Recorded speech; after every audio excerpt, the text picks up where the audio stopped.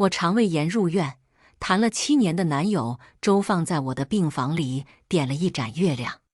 助理一脸磕到了的神情看我们，知鹤姐，你这是找到了什么绝世浪漫好男人啊？我看着周放，面露苦涩。我知道这盏月亮不是为我摘的，他的小情人在对面骨科7层的病房里。哄完我，他还得去陪他的乖宝贝睡觉。我出国2年，他找了个黏他黏得不行的小宝贝。车祸发生时，周放挡在我的身前，却对我说：“小芝，我抓不住你。”大家好，开始今天的分享之前，希望你能给人间烟火点个订阅，我将会分享更多优质的内容。回国的第1场签售会，我最想看到的人没来。签售会结束的前10分钟，我拨了通电话给周放，电话最终被嘟嘟声接管，场内人头攒动。我给他发了条微信：“周放，我签售会马上要结束了，你过来接我吗？”把手机交给助理，我一边签名，一边对粉丝做最后的告别。知鹤大大，书中那个对你很重要的人来现场了吗？我温和地笑笑，刚准备开口解释，身后的 LED 屏却出了问题。技术人员手慢脚乱修复，不知道哪根线搭错了，意外播出了隔壁签售会台上的盛况。一个卷发女孩扑进了高大的男人怀里。签售会办得这么好，你准备奖励我些什么？他勾着女孩的鼻子，裹着她腰的手倾泻着掌控欲。无名指上本该出现的铂金戒圈消失无踪。宝贝想要什么？女孩笑开了，梨涡旋起来，娇滴滴的嗓子掐着甜。我什么都不要，就要你陪我。你呀，我再忙也舍不得冷落你。周放，2年不见，我还是只靠一个背影就能轻易认出你，也第一次意识到你的背影会像一根刺扎进我的双眼。我眼圈顿时红了，提问的粉丝不知所措。大大，如果觉得冒犯可以不用回答的。我摆摆手，强撑着笑开。没事，只是他太忙了，忙到明明到了签售会的现场，却不接电话，不回信息。站在他新找的宝贝的签售会上，堂而皇之地宣泄着宠爱。那话语里都是曾独属于我一人的亲昵纵容。曾经，我才是周放再忙也要抽出时间来陪的人。大4学年，他拿了笔校外的投资开始创业，我在咖啡馆里埋头写稿。一坐下来，我总忘记时间。饮食不规律，肠胃炎犯了进医院挂水是常事。夜色暗下来，桌上多出一束花，扣扣2声接管了我的意识。周放坐在对面的位置上看我，眼底倒映着醉人的晚灯。大作家，赏脸吃个饭。5年时间，我们尝遍了北城大小餐馆。创业初期，整个团队的人都朝他恋爱脑。他一笑而过，即使熬到2点才合眼，他也觉得陪我吃饭更重要。周放答应过我，我的每一场签售会，他都会在现场。他失约了。我和周放的对话停留在飞机起飞前的一通语音。他和我说：“小芝，今天临时安排了个会，可能赶不上来接你了。”平淡自然的语气，像在和我汇报今天国内的天气如何。我很难想象，他是揽着另一个女孩，黯然对我说谎。那个女孩，我认识，周放一手带出来的流行文学作家林冉。他撞进周放怀里的场景，一遍遍在我脑海中放映。我掏出手机，翻看着和周放的对话框，毫无动静。微博推送，林冉更新了条动态，石青色的领带缠着白透的腕骨，另一头是男人有力的骨节。哥哥的奖励，我盯着不断走的秒针苦笑。那条石青色的领带是我第一次拿到国内青3文学奖送给周放的纪念礼物。我跟着网络上的视频学了很多遍怎么打领带，折腾了半小时，还是弄得一塌糊涂。他急着出门，却还是捧起垂头丧气的我，轻轻地问：“舍不得我？”现在这条领带成了他和另一个女人调情的工具。我该理解为是你特意为我回国，所以穿戴好最具纪念意义的领带，还是理解为为了追求刺激，特意用它来崩坏你心中道德的底线？周放，这是对我在签售会上说谎的惩罚吗？回国后见到周放的第一眼是在医院，我一个人吃了登机前就订好的蛋糕，周放最爱的那家店。夜里2点时又犯了老毛病，全在出租车里腾出了泪花。他急匆匆赶到，格纹大衣里的衬衫褶皱多了些，嗓音还是一如既往的稳：“小芝，公司临时出了点问题，手机关机了，我一直处理到现在。”我急切地想从他的眉眼里读出一丝歉疚，可他没有。他微微拧起的眉头还如2年前一样，盛满了对我的关怀和担忧，什么话也没说。我别开了眼，任由心底情绪纵横。他怔怔地站在原地一会，然后将我搂进怀。熟忍的姿势让我想起了白天他拥进怀里的另一个女人。揽他入怀的时候，和他云雨的时候，你是否曾有过一个片刻，想起家里亮着的那盏晚灯呢？衬衫上豆蔻玫瑰的尾调席卷了我的鼻腔，我不自觉瑟缩，眼泪瞬间滑落。周放，这香水和你不配。握着我的手发紧，开口是不自察的倦。新换了个秘书，今天一直在一起开会。懒倦的语气是周放最好的杀手锏。我心角有一块塌陷下去，又习惯性地想抚上他的发顶安慰他。手一晃，软针扯得人生疼。只一瞬，我就清醒。我抬眸看他，是吗？他垂了头，不再直视我。我自嘲地笑，不动声色地挪开了和他的距离。小助理的粥及时送到，周放自然地接过来，一口一口喂我，转了话题。小芝，今天签售会怎么样？国内等你的读者很多，应该很热闹吧？我若有所思地回忆着，手却紧紧掐在大腿上，克制住心里恍然的酸涩。如果你知道我的签售会就在林冉的隔壁，还会问这个问题？微信上你一日不落地和我道早安晚安，却连我在国内第一场签售的地点都不曾挂心。还不错，会上还有人问起你。周放有些惊讶，压沉的眉眼舒展开，问我什么？问你来不来？话音刚落，就听到周放的手机疯狂震动。那是一串陌生号码，但周放看到却目光一滞，手上的粥成了刺猬，无处安放。他轻声朝我说了抱歉，然后跑到病房外接起。进门之后，他周身的气势沉了，来回在我房内踱步，面露忧色。我在他注视下闭了眼，按灭了床头灯后，只剩呼吸声。很久，我听到一句轻轻的：“睡着了吗？”我没回答，静静听着那一串脚步声。周放走后，我第一次如此认真地浏览林冉的微博。他开了个小专栏，记录和 Z 君的恋爱日常。第一篇日记发表在1年08个月之前，我出国的第3个月。他说，这大概是命中注定的缘分。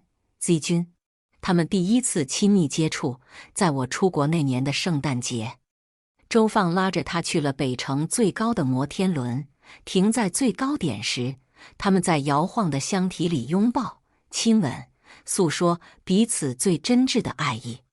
他写 Z 君说，他跨过万水千山，只为我而来。我和周放约定，用彼此的眼睛看世上所有好风景。那年圣诞，我在科尔顿山上看雪，打给周放的视频无数次无人接听。留学那年春节，疫情肆虐。周放拥着他在北城最优越的观景台上吃了一顿大餐。林冉对红酒和牛排的评价是，都不如哥哥的味道。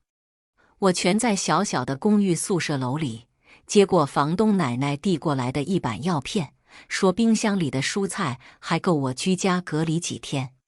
第2年暑假，林冉的记录里有了我和周放小家的痕迹。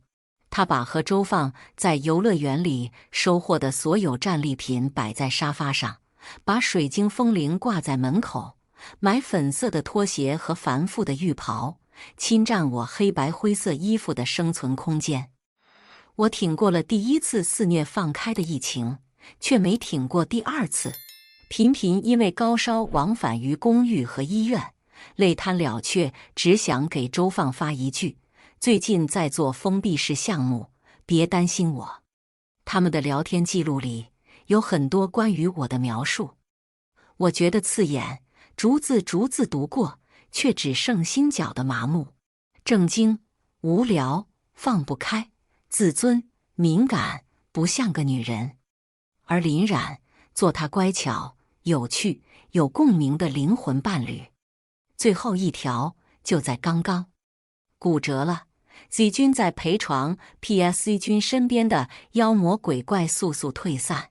对面7楼骨折病房里有一盏灯常亮，阳台上挂着间隔纹大衣。我划开周放的微信，我醒了，你人呢？我从未想过，我年少时最好的爱人会成为刺入我成年后最锋利的刀刃。我和周放相识在初中那年的暑假。老师介绍我们给一家私人图书馆做图书管理员，除了整理书籍之外，时间自由。他爱读漫画，我爱读小说，我们俩泡在图书馆里一整天，分食图书馆卖剩下的小蛋糕。我拿我写的第1篇小说给周放看，他说：“只要你愿意写，我愿意一直看下去。”他不知道，我是因为他这句话才决定要读文学。爸妈打我，周放拦在我前面，满背伤痕。同学因为我家穷欺负我，周放发狠地把那些人腿打折。冬天，周放用生满冻疮的手往我的桌斗里塞暖水袋。一张纸条上写：大作家，写字的手可不能坏。少年时的情愫出生，不需要太多条件。在苦里长大的人，只陪伴这一件事，就已经是莫大的幸运。飞国外的前一天，周放在他所有朋友的面前向我求婚。怎么办，大作家？你的纯情小狗每天都在担心你被金发碧眼帅哥拐走。怎么办，周放？我每天3点一线，把3年的课程压缩在2年之内完成，就为了早点回来和你见面。可我的未婚夫成了其他人恋爱故事里的主角，我成了需要退散的妖魔鬼怪。周放直到早晨7点才回我消息。小助理提着一袋小笼包和他在门口相撞，疑惑的不行。周总，昨晚只贺姐一个人在这。周放的脸色僵住了，连连对小助理说了3声抱歉，才提着手上的玩意进来。小芝，医院里太冷清了，我给你带了个好玩的东西。话语里依旧是熟悉而雀跃的语气。他把窗帘拉起来，把室内的灯光暗灭，点亮了手中那盏圆形的灯。峨眉月，银白色的月光打在周放的脸上，高挺的眉骨，微弯的眼，无一不让人心动。我想起年少时曾和周放打的赌。周放，我要你上天上摘星星摘月亮，你也给我摘吗？少年周放拍拍胸脯，当然，这点小事包在放哥身上。他真摘了月亮下来，在一个不恰当的时机。看着面庞如年少时一般温润的周放，我的心角隐隐阵痛着，指节也不自觉地蜷缩。亲密如家人的片段在我脑海中放映。为我暖手的周放，煮粥烫了个水泡的周放，单膝跪地求我嫁给他的周放。这些都是周放，都是他曾经爱过我的碎片。可这些碎片，不论如何都构不成眼前这个周放。他不是我的周放。堤坝轰然崩塌，连日积攒的悲伤喷涌而出。我起身，将那盏月亮灯打落在地。周放，我们分手吧。小助理拎小笼包的手僵在原地，贴在我耳边的声音怯生生：“知鹤姐，我刚想说周总是什么绝世浪漫好男人。”我白了他一眼，克制住声音里的慌。刚刚在微信上和我吐槽他的人不是你。宁拆一座庙，不毁一桩婚。我真怕你是一时冲动，现在外头像周总这样的人可不多了。他眼睛瞎，能把街上的垃圾当宝贝的人应该很多吧？我冷哼一声，刻意提高了音调。年少时，周放偏爱我淡然如水的气质，说我的文字里流溢着灵气。我被他保护的不曾改自己少年之志，他却说我的现在呆板、正经、敏感、无趣，甚至那句被我最厌恶的爸妈挂在嘴边的不像个女人，都被他用作形容我的代名词。周放，我从没想过一个人的喜好会被岁月磨洗得面目全非。你否定了我，也同样否定了曾经对我全心全意的自己。我推门的手被周放拉住了，他发狠地让我转过身来。于之鹤，你真的要和我分手？我抬眸睨他，眼里有不甘和疑惑。你是在怀疑自己不够渣，还是在怀疑我脑子不清醒？你都知道了。我冷笑。周放，我们在一起7年，在我没看到林冉的微博之前，我以为我们还有余地。我甩开他缠住我的手，勉力走到楼下花园散步。很奇怪，说出来反而轻松许多。在周放冷落我、瞒着我，甚至想轻松地挽回我的间隙里，我已经在内心操练了现在的场面无数次。小助理在我身后亦步亦趋。知鹤姐，你还好吗？我蹬了2腿子健身器材。我不否认，和周放的7年很难割舍，但我必须这样做。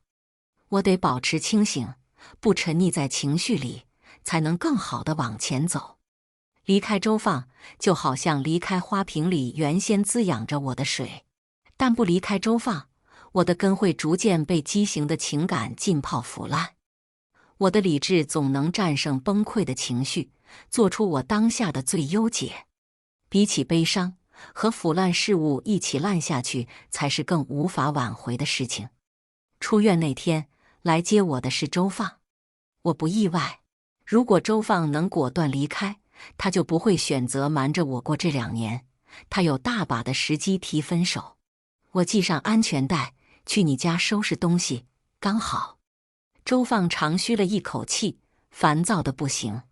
小芝，我们不能好好沟通？周放，最起码我们还在沟通。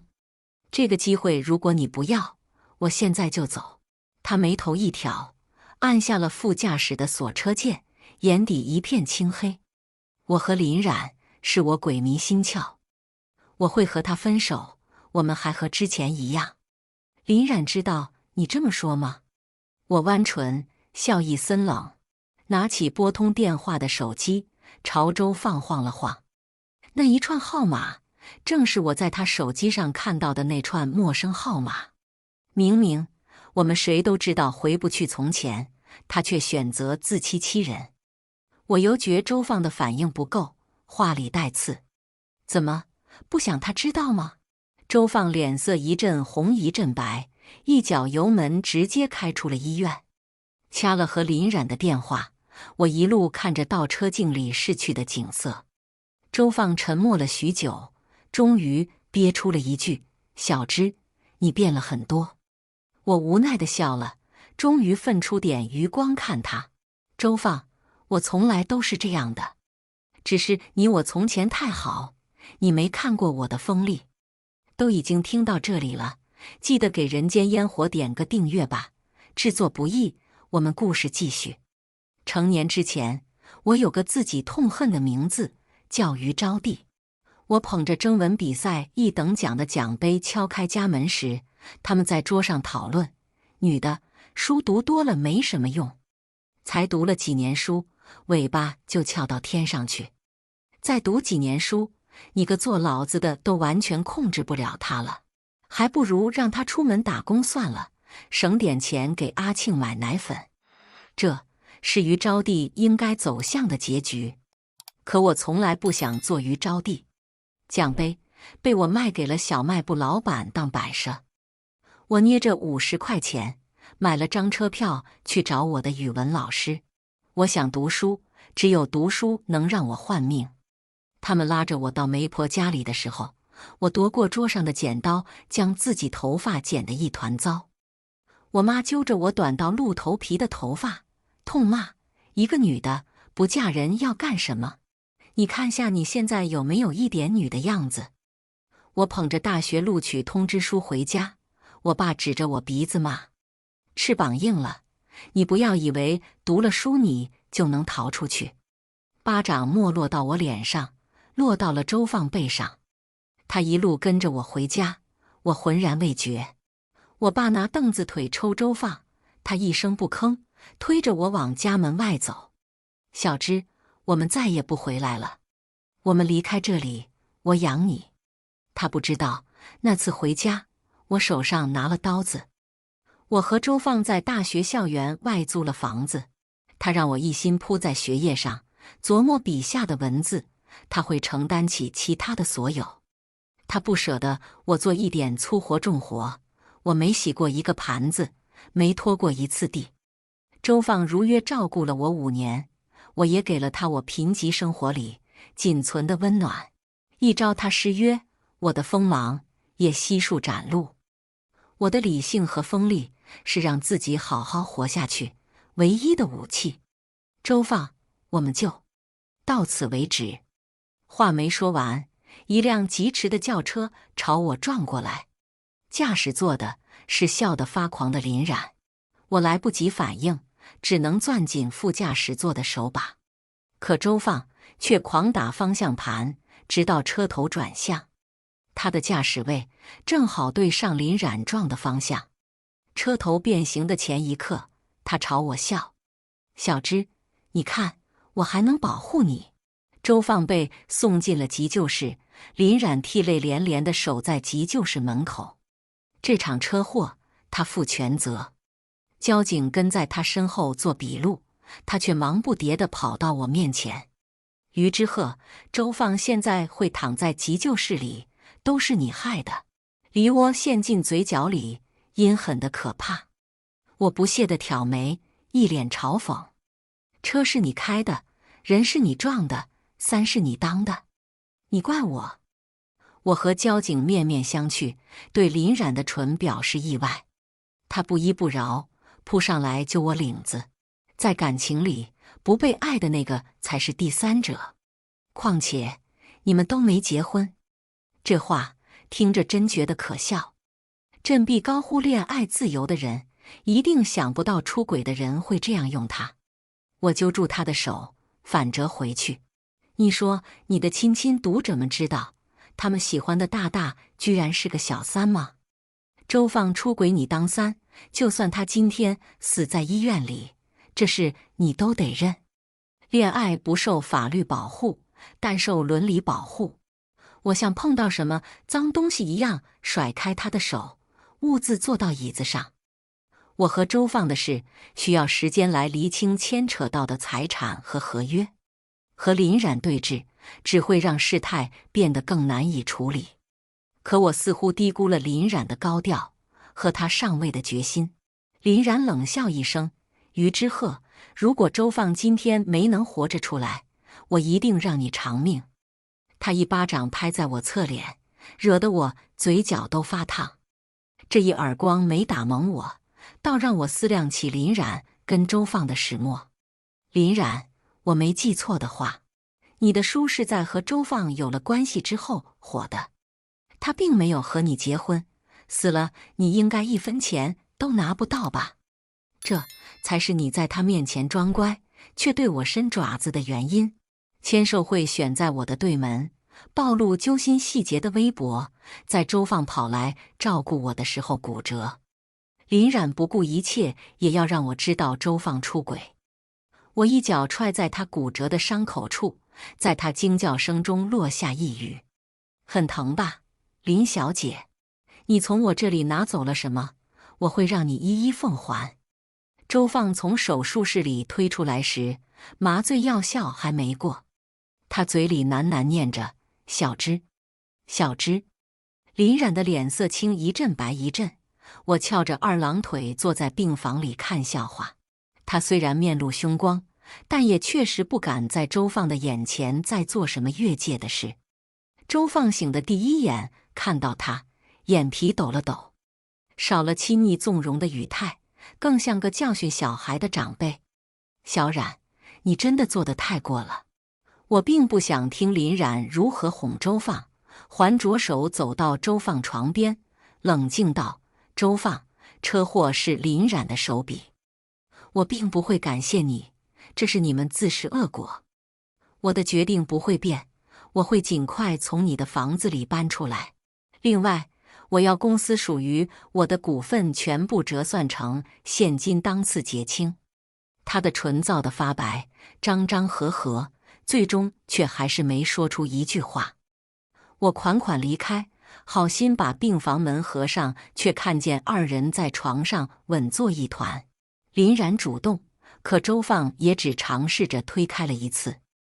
我本以为周放会选择掉头，用身体挡住林冉，是对我仍留有余温。可我却漏想了，他也能轻易地原谅林冉的伤人之举。从周放那搬出来的这段时间，我暂时住在小助理家。为了避免想到和周放的过往影响情绪，我果断选择全情投入到下一本小说的创作里。24小时有18小时在工作。小助理敲开我房门的时候，只看到我厚厚的2只黑眼圈。知鹤姐，你这样真的没问题吗？我拿过手上编辑催稿的 iPad， 怒斥小助理不关心工作。然后就看到了热搜上挂着的我的大名。有个林冉的粉丝扒出了我早年间一部架空作品和林冉某年创新获奖赛的得奖作品存在抄袭，调色盘做的专业又清晰。几个营销号转发了调色盘和我的名字，颇有火上浇油的态势。只扫了一眼，我递回给小助理，让他们吵吧。看着小助理疑惑的眼神，我还补充了句：“我们和周氏的合同马上要到期了吧？”小助理点点头。大学毕业后，我深居简出，非必要情况基本不参与公众活动。也正因如此，这些年的作品产量很高。国外的留学经历更丰富了我对生活的感知。通俗小说和严肃文学都沾上一点，业界知名度和路人盘都足够大。事情发酵到第3天，我的名字已经到了热搜榜1。林冉一个人不会有这么大的本事推动这场舆论风暴，这背后一定有周放和其他人的加持。我在等，谁会做第一个伸爪子的猫？周放电话打过来的时候，我在初中语文老师的家里。小芝，你要是低个头，我帮你处理。电话里的周放态度强硬。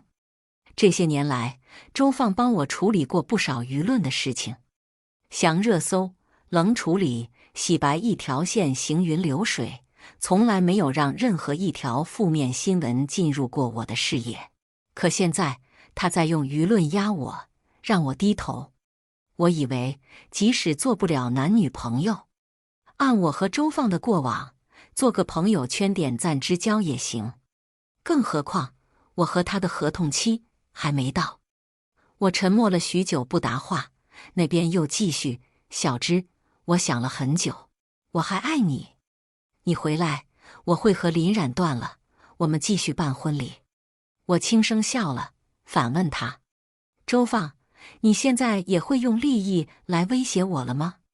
电话里安静到我只能听见周放的呼吸声，可饶是沉默的呼吸，这多年的默契也足以让我听懂他在想什么。作为对你这些年付出的感谢，我提醒你，你现在收手还不会后悔。我掐断了电话，压着心里的躁，整理那几年的手稿。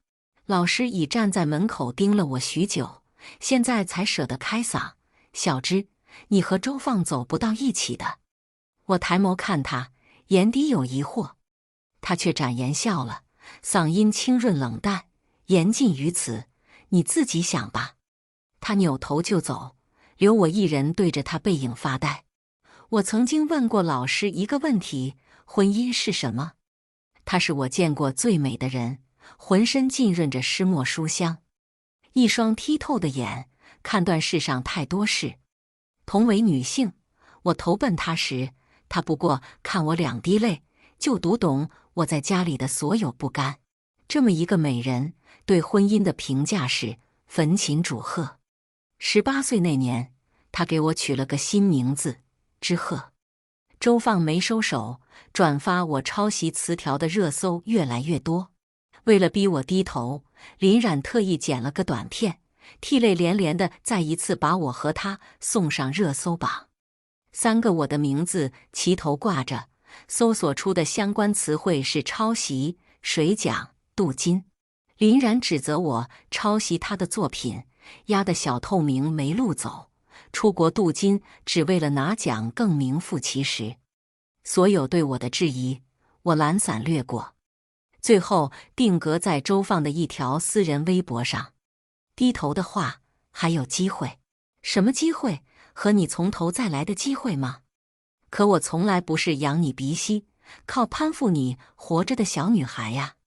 周放，我提醒过你，你会后悔。我让小助理抬出了家里800年不用的摄像机，录完视频之后亲自操刀剪辑。一个名为“我不低头”的视频瞬间席卷网络。视频讲述的是我的生平，从我的视角缝隙里偷光的成长故事。我曾是一个在黑暗中大雪纷飞的人，文学是我在血液里找到的唯一医术火光。没有文学和书籍，我会在一个小乡村里成为余招娣。因为身为女性，我没有平等的受教育的权利。女子读书会叛逆，会不服输，会被他们找到生活的真相，会成为一个家里失控的人。幸好我遇到一个师长，他为我寻找到一条艰难但可行的道路。我在交不起学费的年级里做过很多人的代笔。大家看到的这篇是我代笔经历里最钟爱的一篇文章。我需要钱，所以需要看着自己的文字被他人呈上领奖台。这笔钱不只帮过我，还帮过我的一位朋友。想让我低头的人，请你听清，是因为我出卖自己的文字，为你换来了不必低头的机会。曾经，你比我的文字更让我觉得珍贵。可现在，你让我在这2者的天平中做好了选择。最后，本人和周氏的合约将于近日到期，不会续约。借住在老师家的日子，我看过老师在夜里挑灯写作，写着他人的名字。我知道，老师帮了太多人，已经没有余力了。在周放交不起学费上不了学的时候，我踩着雪把自己写的最出色的一篇稿子卖了，把钱给了老师帮周放交学费。那篇文章最终被冠了林冉的名字，摘了当年高中组的桂冠。而我依旧是一个籍籍无名但热爱写作的人。之所以要在最后放解约声明，是我想通了。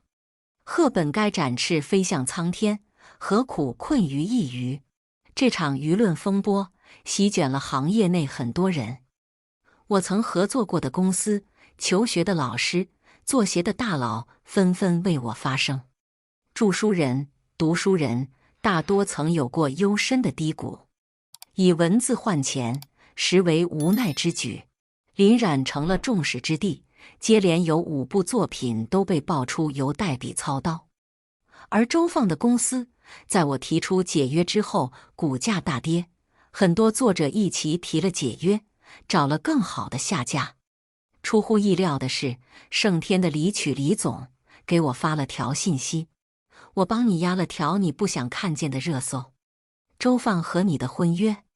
李是我和周放大学时的学长，远在周放的公司还没影的时候，就和我聊了签约相关事宜。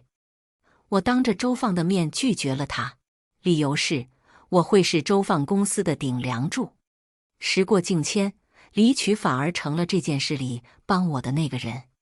原来周放的求和，原来还有续约这层意思。他已经和我记忆中的少年大相径庭，成了个名副其实的商人。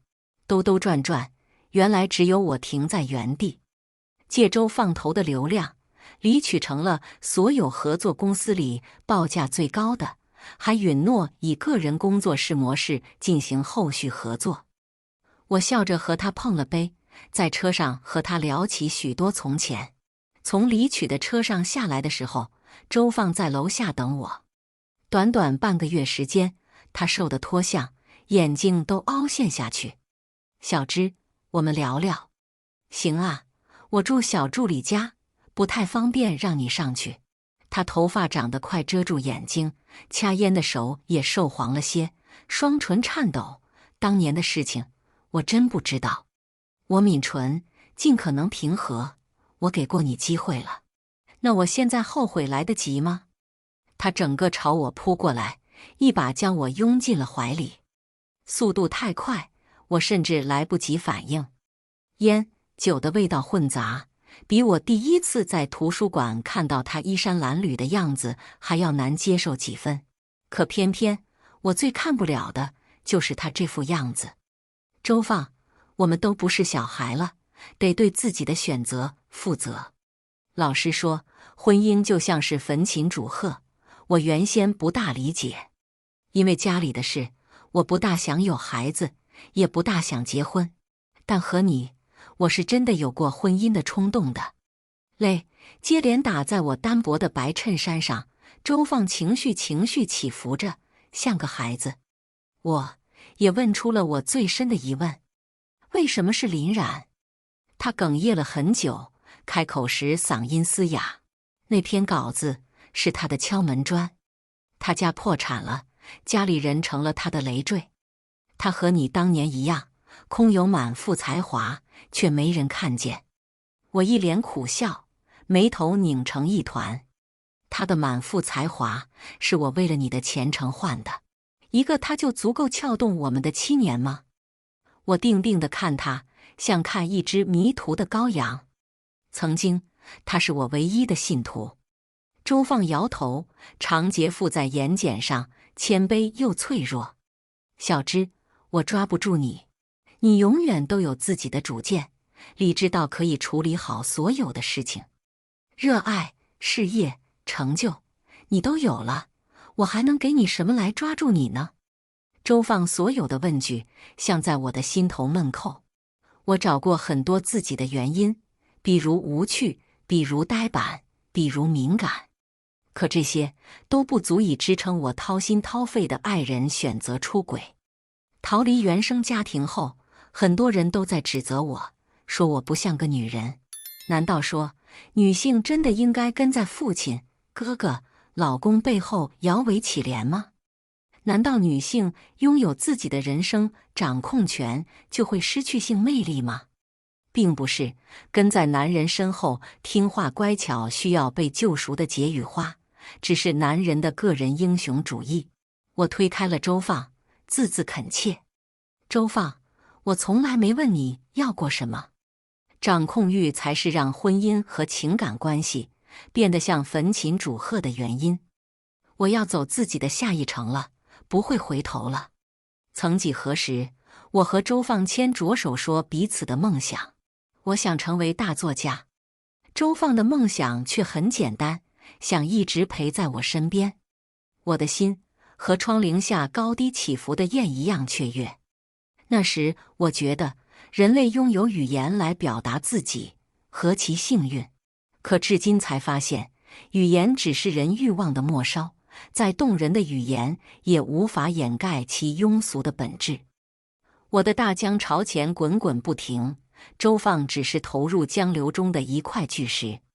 周放的股权套现速度很快，交易在周市股价最高点时完成，我赚了一笔。离区把我的工作室选址在办公楼的第19层。个人工作室开张的时候，我在候客室见到了林冉。小助理战战兢兢地捧着杯咖啡，被他骂得狗血淋头。我拉开凳子，不争气地看了小助理一眼。坐你面前的是行业毒瘤，你尽管骂，骂得好我给你加工资。小助理默默挪到我的身后，舌头都捋不直。知鹤姐，我也想骂，但她是孕妇，我怕她碰瓷我们。林冉的境况我有了解，我让李曲放了话，林冉合作过的公司，我一律不合作。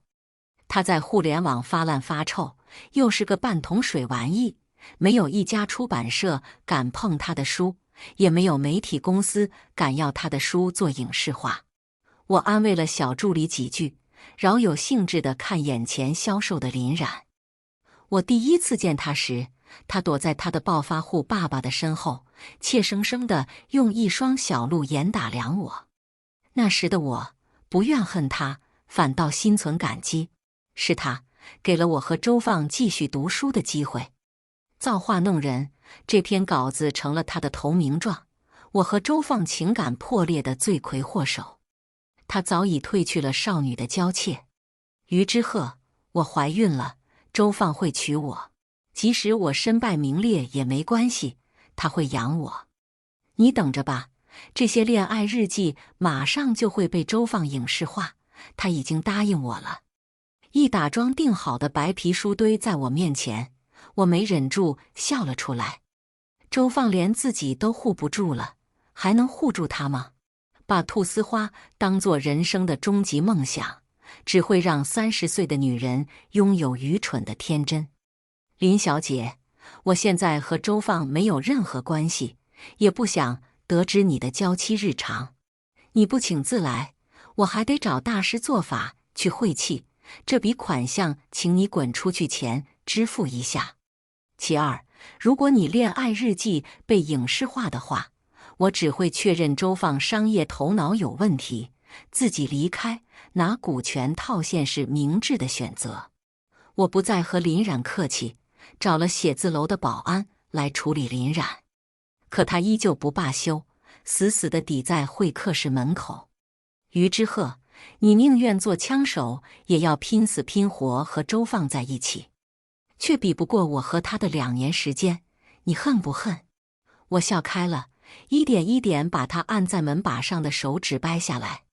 林冉，在一起的时间和爱不成正比，但你的年纪和脑残程度一定成正比。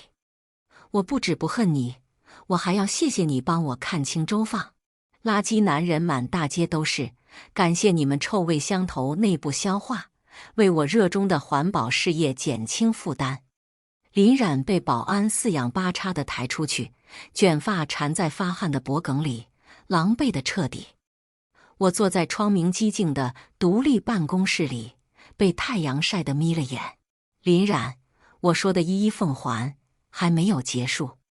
公司股价下跌后，周放为了签下业内一个知名作者，忙得焦头烂额。他喝酒喝到胃穿孔，被救护车送进医院。护士打电话给我，说我是他的紧急联系人。我反手甩了林冉的电话过去，顺带嘱咐护士小姐替我为周放带句话，一起欣赏林小姐的表演。在我和周放分开后的这2个月里，林冉一日不停地往我的办公室里寄死老鼠、蟑螂、蛇。我吩咐小助理照单全收，整理好物品、照片和时间。得知周放清醒的消息后，我立刻放出了整理的所有内容。我和周放恋爱的时间线，周放求婚视频，林冉的恋爱日记，签售会现场直呼甜度爆表的双人直拍，周放操盘热搜的记录，林冉闯进我办公室的言行，恐吓道具。热搜标题是井号恋爱不受法律保护井号。这条热搜直接空降第一，延续了抄袭事件的热度持续发酵。短短半小时时间，评论区里充斥了看过小三书的我先去挖眼睛。上面的先别，除了恋爱日记，小三从未亲自写过一笔。他闻得到女人身上的香味，却闻不到自己出轨的渣味。他真的，我笑死。祝贺你们，小三和出轨男都有些菜的未来。周放的电话来得很快，暴怒中还带点虚弱。小芝，算我求你，停手吧。周放，你的承诺不值钱，低头也同样不值钱。小冉她刚刚已经受精流产了，所以呢，你希望用2个烂货的受精卵来博得我的同情。周放，你还是太天真了。从你决定出轨瞒着我的那天开始，从林冉在医院对我咄咄逼人开始，我就已经握上了这柄刀刃。2个垃圾不一起歇菜，对得起你们所奉行的真爱和道德吗？针对林冉和周放的骂战持续了2个月，周放准备签约的大作者黄了，公司内部周转出了问题，财务直接跑路。而林冉流产之后郁郁寡欢，周放对他不闻不问，他一怒之下居然吞了大量的安眠药进医院洗胃，没死成，但成了个废人。这2人的真爱在现实的冲击下成了一盘散沙。3月开春，我新书发表，大受好评。李曲给我盘了个更大的办公室，顺带把一个人的面试视频发我手机上。周放，他的名字已经很久没在我的生活里出现过。我初和周放相识的时候，他穿着一些发黄的老式衬衫，很不合身，但是却满身少年气。在我被家庭压迫得喘不过气来的时候，他就用这通身少年气驱散了所有的阴霾。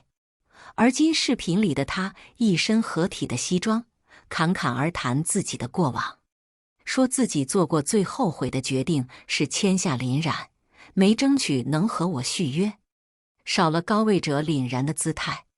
现在的他急于获取李曲的认可，少年时的光辉荡然无存。黎区问：收不收？你觉得够格吗？我觉得你当年的眼光太差。我不否认，当年的我仍是现在的我，现在的周放却不是当年的周放了。我在老师留下的手稿中找到了周放写给我的一封情书，那封书信我并没有收到过，一直保存在老师那里。信的最后一句是：孤身一人时，我不知如何处置我自己。我想让他和我说话，以使我再次醒来。我和他之间，林冉并不是问题，或者说，没有这个林冉，还会有下个林冉。周放一直都知道我是他眼中孤高的鹤，他只是从来没找到我眼中光芒四溢的他。放鹤西去，朝鹤东归，都成了旧事。终此一生，我只为成为自己。以上就是今天分享的故事，大家有什么想说的、想吐槽的，欢迎在下方评论交流，也更希望能给人间烟火点个订阅，我将会分享更多优质的故事内容。